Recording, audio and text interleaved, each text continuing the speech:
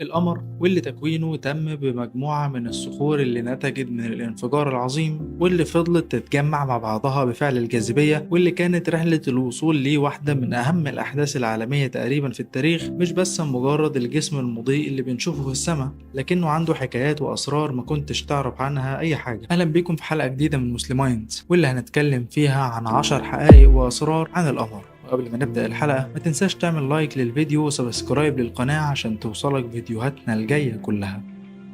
لما بنيجي نتكلم عن القمر كلامنا كله بيكون معناه عن إن كوكب الأرض عنده قمر واحد بس، هو القمر اللي بنشوفه بسهولة في السماء بالعين المجردة، واللي بيبعد عن الأرض مسافة حوالي 400 ألف كيلومتر تقريبا. لكنه مع مرور الزمن العلماء اكتشفوا وجود قمرين تانيين جوه كوكب الأرض بنفس الشكل والتركيب تقريبا، لكنهم صغيرين في الحجم، وجزيئات الغبار اللي موجودة فيهم ما بتقدرش تعكس الضوء بنفس الشكل اللي بيعكسه القمر المعروف لينا، عشان كده مش بنقدر نشوفه. سطح القمر مليان بمادة رمادية غامقة بيطلق عليها اسم ريجوليث، اتكونت نتيجة عشرات النيازك اللي ضربت سطح القمر على مدار السنين. وطبيعة المادة دي صعبة شويتين. الغبار ده بيوصف العلماء بأنه أنعم من الدقيق وأحد من الإزاز. دايما العلماء كان عندهم تخوف منه قبل رحلة أبولو إنه يلزق في البدل الفضائية لرواد الفضاء، أو إنه يدخل للمركبة الفضائية، وبالفعل هو ده اللي حصل. ورواد الفضاء اتأثروا جدا لما الغبار ده اتسلل للبدل بتاعتهم وبدأوا يستنشقوه، لكن الموضوع ما كانش خطير وعدى بسلام. سنة 1958 الاتحاد السوفيتي قدر انه يعلن عن اول قمر صناعي روسي في التاريخ، واللي كان بعنوان سبوتنيك 1.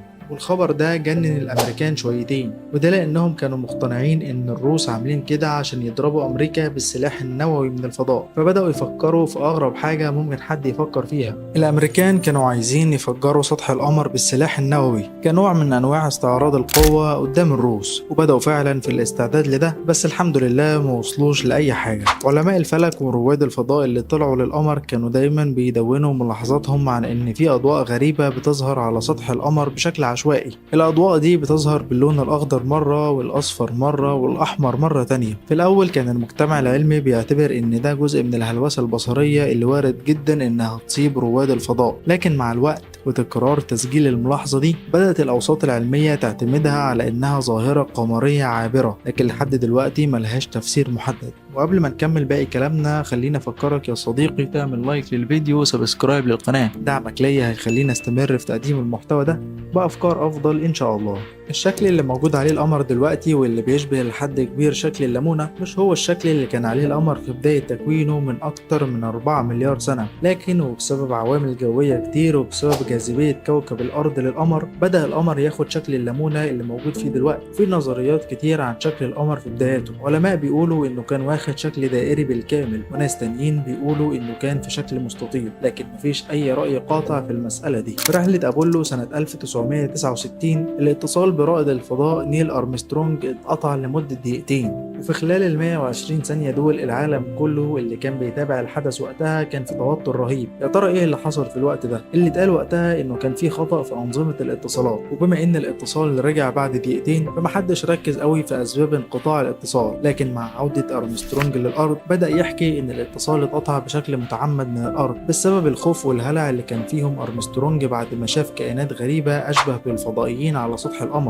وأول ما الكائنات دي لمحت وجوده على سطح القمر بدأت تهرب بشكل هستيري. وأعلن أرمسترونج وقتها إنه هيعمل مقابلة تلفزيونية يحكي فيها تفاصيل كل حاجة حصلت في الوقت ده، لكن المقابلة ما تمتش. واللي اتقال وقتها إن أرمسترونج جات له مكالمة من مسؤول مهم في أمريكا بتلغي له مقابلته التلفزيونية. قال إيه؟ عشان ما يسببش خوف وفزع لعموم الناس في أمريكا. ولحد دلوقتي محدش يعرف مصير الحكاية دي إيه. في رحلة أبولو العلماء سابوا بعض الأجهزة على القمر اللي بتخلينا نقدر نقيس المسافة بين الأرض والقمر بشكل دوري، والمفاجأة إن العلماء اكتشفوا إن القمر بيبعد عن كوكب الأرض بمسافة 3.5 سنتي لكل سنة تقريبا، والسبب في كده هو بعض التغيرات اللي بتحصل بشكل سنوي في دوران الأرض حوالين الشمس، واللي بتأثر بطريقة ما على المسافة بين القمر وكوكب الأرض.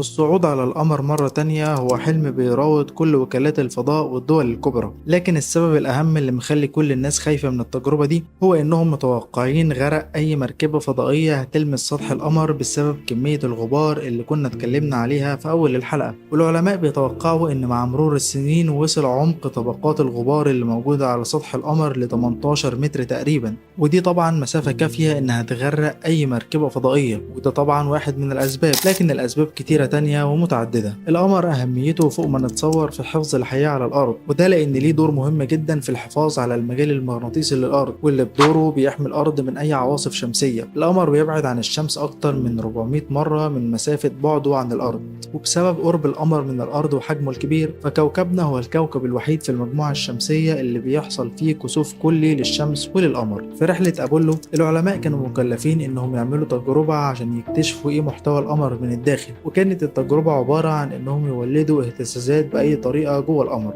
ويشوفوا مقياس الزلازل ممكن يقرا إيه معاهم. لو كان مقياس الزلازل طلع أي قراية لأي اهتزازات فمعنى كده إن في صخور أو أشياء صلبة جوه القمر، لكن المفاجأة إنهم سمعوا صوت جرس لمدة ساعة كاملة نتيجة الاهتزازات اللي عملوها، وده معناه إن القمر أجوف من الداخل، ودي كانت صدمة كبيرة جدا للمجتمع العلمي وقتها. ولحد هنا تكون كل معلوماتنا في حلقة النهاردة من مسلمايندز خلصت كلها. ما تنسوش تقولوا لنا رأيكم في الكومنتات، رأيكم بيفرق كتير معايا فياريت ما تكسلوش. ما تنسوش تعملوا لايك للفيديو وسبسكرايب للقناة عشان توصلكم فيديوهاتنا الجاية كلها.